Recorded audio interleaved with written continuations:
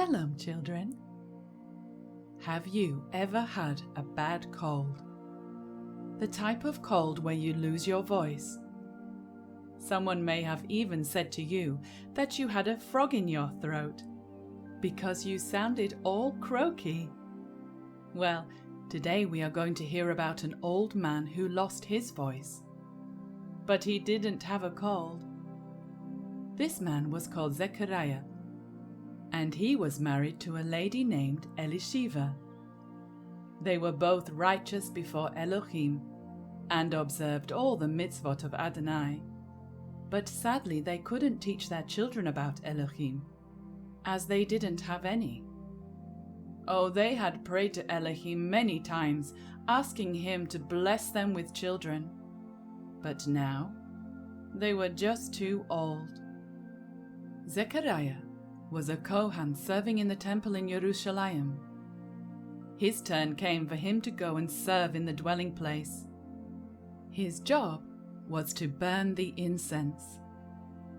Whilst he was busy going about his duties, a messenger of Adonai called Gabriel suddenly appeared before him. Well, Zechariah was troubled and full of fear. Gabriel told him not to be afraid, that his prayer to have a child was being granted. Yeshua was going to have a baby boy. But the news got better. This boy would grow up and be filled with the set-apart spirit and turn many of the children of Israel to their Elohim.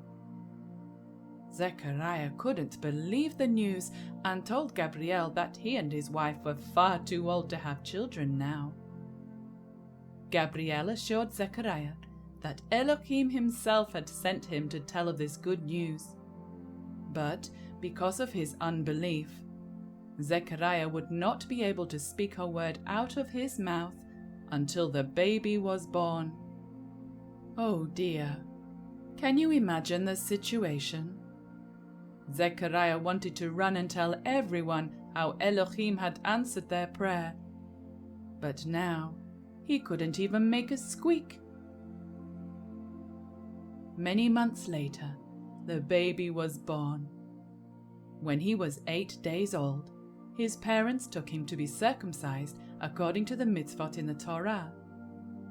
The people assumed the boy would be named after his father, as was the custom.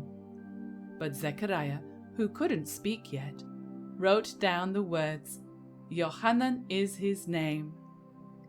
Immediately his tongue was loosed, and he began praising Elohim, saying, "Blessed be Elohim of Israel, for he did look upon and worked redemption for his people." Meanwhile, in the Galilee, in a city named Nazareth, there lived a young lady named Miriam. She was pledged to be married to a man named Joseph.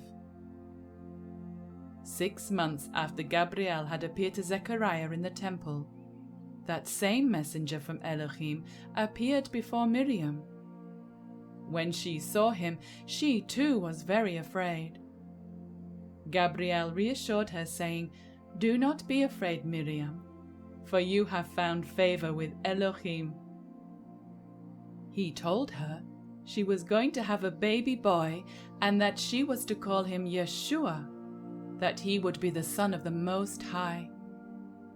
Well, Miriam couldn't quite understand how this could be, as she wasn't yet married to Joseph. Gabriel told her that the Ruach HaKodesh would descend upon her, and the power of the Most High would overshadow her, so the boy would be called Son of Elohim. Miriam accepted the message from Elohim, telling Gabriel, "Let this all happen according to what you have said." Gabriel then told Miriam that her relative Yeshua was going to have a baby boy as well.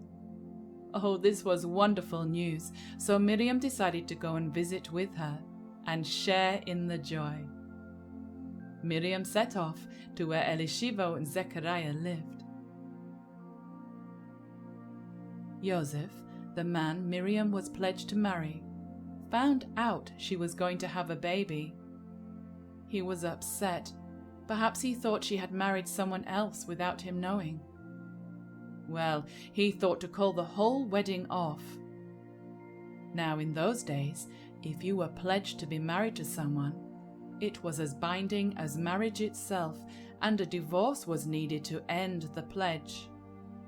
A divorce would have brought great shame for all of those involved. Joseph, being a righteous man, didn't want to embarrass Miriam, so he planned how he might divorce her quietly, without the whole town talking about it. One night, as he slept, a messenger of Elohim appeared to him in a dream, and told him not to be afraid to take Miriam as his wife, because she was going to give birth to a son who would save his people from their sins. When Joseph woke up, he decided to put away his fears and listen to what the messenger instructed. He changed his mind about getting divorced and stayed pledged to marry Miriam after the baby was born. I am very glad that Joseph obeyed Elohim. Now Miriam will have a husband to take care of her, and her son will have a father. Well, children, that is the end of our story for today. So we will see you next time for another exciting journey in the life of Yeshua. Shalom. Oh, come, Emmanuel,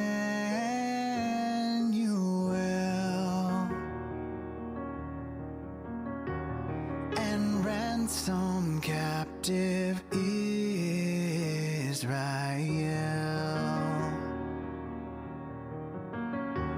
that mourns in lonely exile.